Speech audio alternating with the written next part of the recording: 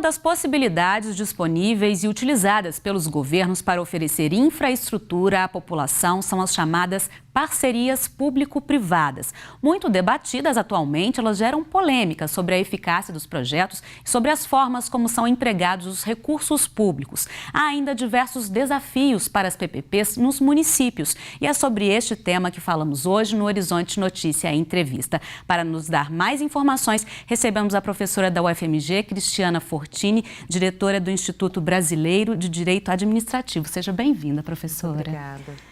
Bom, primeiro vamos explicar então para o público o que são PPPs, parcerias público-privadas. Sim, as parcerias público-privadas, quando nós usamos essa expressão no sentido mais resumido do termo, elas traduzem duas modelagens de contratos muito relacionadas à questão da infraestrutura, tanto nacional, quanto estadual, quanto municipal, que através das quais o poder público consegue então prestar serviços públicos ou serviços que não são catalogados como públicos e, na maior parte das vezes, esses serviços estão associados a obras que são anteriores ao serviço. Então, são obras necessárias para que depois os serviços sejam efetivamente prestados. E são modalidades contratuais interessantes porque a alavancagem financeira é feita pelo particular. Ou seja, é o particular quem custeia, se for o caso, a obra, quem custeia a compra do produto, a compra do maquinário. E só depois que essa obra está pronta e que o serviço, então, vai começar a ser prestado é que ele vai ser ressarcido. Por isso que elas são modelagens contratuais diferentes das tradicionais. Como é que elas acontecem na prática? Como é que elas são contratadas? Sempre através de licitação, né? E são contratadas depois de uma avaliação que cada ente federativo faz, o município, o estado e a União, de que essa é uma modelagem que traz mais benefícios do que a modelagem tradicional. Porque é claro que nós sempre podemos fazer obras e prestar serviços através de modelagens tradicionais. Mas as modelagens tradicionais, elas têm determinados limites. Claro que também tem vantagens. Então, o que se faz é uma verificação de qual é o melhor modelo. Se é o modelo tradicional, em que o particular vai sendo pago paulatinamente as etapas de obra que ele realiza, e geralmente o particular não absorve muitas tarefas. Eu contrato aquele para fazer a obra, depois eu contrato aquele para prestar o serviço. Às vezes, como são muitos serviços, eu tenho mais de um prestador, então vamos pensar numa escola. Eu contrato alguém para fazer a escola, depois contrato alguém para fazer a parte de tecnologia da escola, depois contrata alguém para fazer a parte de limpeza, manutenção predial da escola, depois contrata alguém para fazer a merenda. No modelo de tradicional, eu tenho essa pulverização. Na PPP eu reúno tudo num só prestador. Um pacote. Existe uma legislação que regulamenta essas PPPs e elas têm se tornado mais frequentes? A gente tem ouvido falar bastante, né, de PPPs. Sim, a Lei Nacional de PPP, que não foi a primeira lei a ser editada, porque curiosamente é possível que os estados, por exemplo, editem leis sobre PPP. É uma permissão da nossa Constituição. Então, Minas Gerais editou a lei de PPP mesmo antes da União. A lei nacional, que é a que traz as regras gerais sobre o assunto, ela é de 2004. Então, ela tem mais de 10 anos. Mas houve uma certa resistência, num primeiro momento, pelo governo federal de realizar PPPs. Então, nós temos PPPs nos estados e nos municípios, temos também PPPs federais, mas elas se dão mais no âmbito estadual, em alguns municípios, de maneira mais intensa. A gente sabe que é um assunto, né, que gera polêmica, a gente viu aí em campanhas eleitorais, esse tema ser bastante debatido. Quais as principais características aí dessas PPPs e por que elas têm sido cada vez mais utilizadas? Por que elas têm sido mais utilizadas? Porque, exatamente como o poder público ele tem uma dificuldade de ele colocar recursos, e nas contratações tradicionais ele precisa ir pagando à medida em que o trabalho é executado, as PPPs são uma forma de alavancagem, de financiamento que o privado faz em prol do poder público.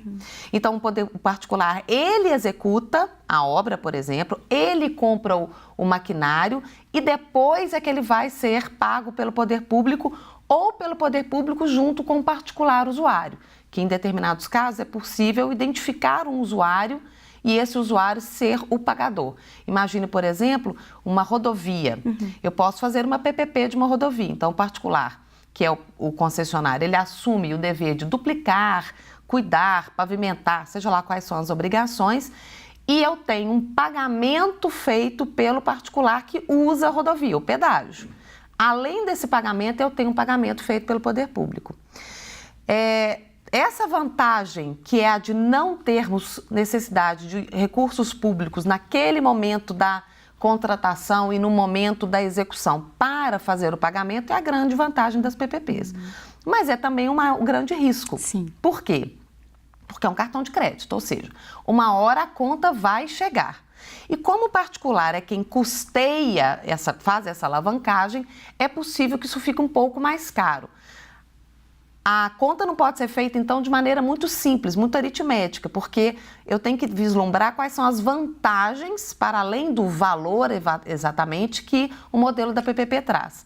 Veja, por exemplo, se eu faço uma obra pelo modelo tradicional, o particular que executa a obra, ele vai entregar depois o prédio, mas ele não é responsável pela manutenção predial. Legalmente, ele tem um prazo de responsabilidade civil sobre a obra que ele entrega. Depois que esse prazo se esgota, ele não tem mais responsabilidade civil nenhuma.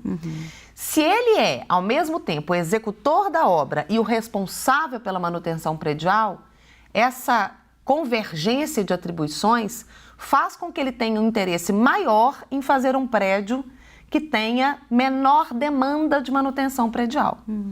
Então, essa harmonia, essa maior condensação de atribuições é uma grande vantagem das PPPs em comparação ao modelo tradicional. A senhora já citou aí estradas, que tipos de obras, que tipos de projetos são mais utilizados para PPPs? Bom, nós temos tantas opções, mas eu vou te citar alguns. Iluminação pública nos municípios é talvez a menina dos olhos. O governo federal, inclusive, editou normas para incentivar concessões, seja na modalidade de PPP, seja concessões lato sensu, na área de iluminação pública, saneamento e gás canalizado. Mas iluminação pública, como é uma obrigação que os municípios assumiram, foi transferida para os municípios, eles têm que fornecer iluminação pública. Um dos mecanismos é através de PPP.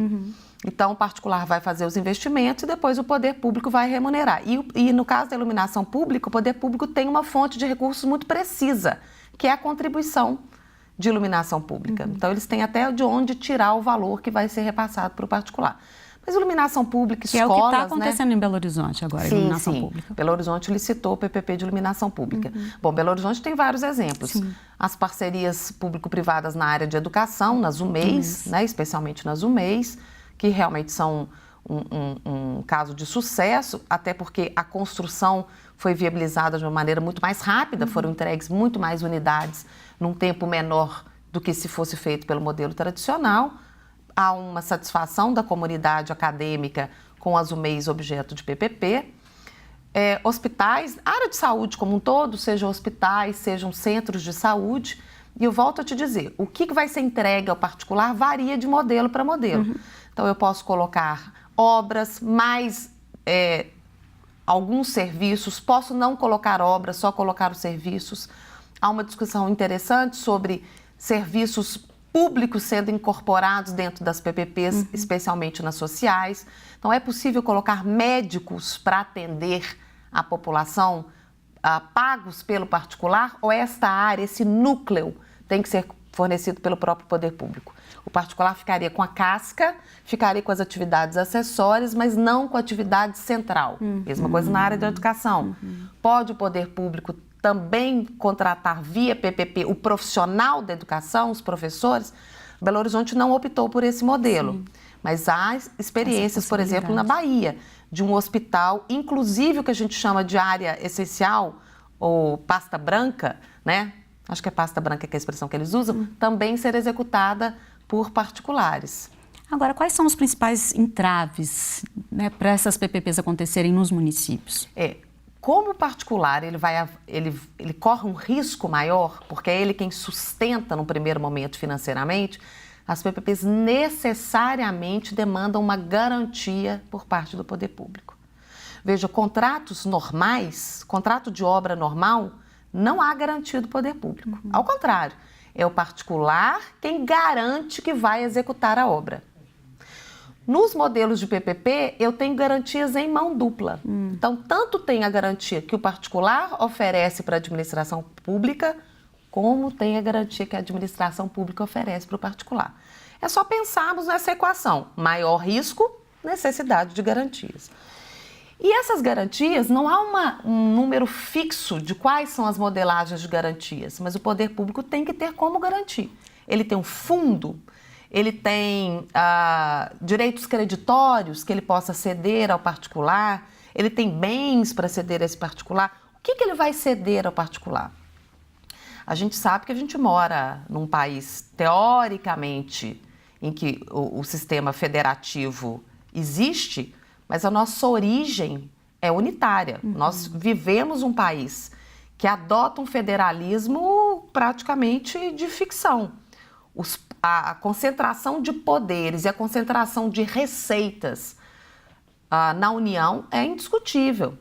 Então, os municípios são entes federados, mas são entes federados de posição socioeconômica, digamos assim, diferenciada quando comparados à União. Eles não têm, boa parte deles, como oferecer garantias. Tá certo, então. Muito obrigada pelos esclarecimentos a respeito desse tema. O Horizonte Notícia Entrevista termina agora. Se quiser rever o programa, acesse o nosso site. Até a próxima. Tchau, tchau.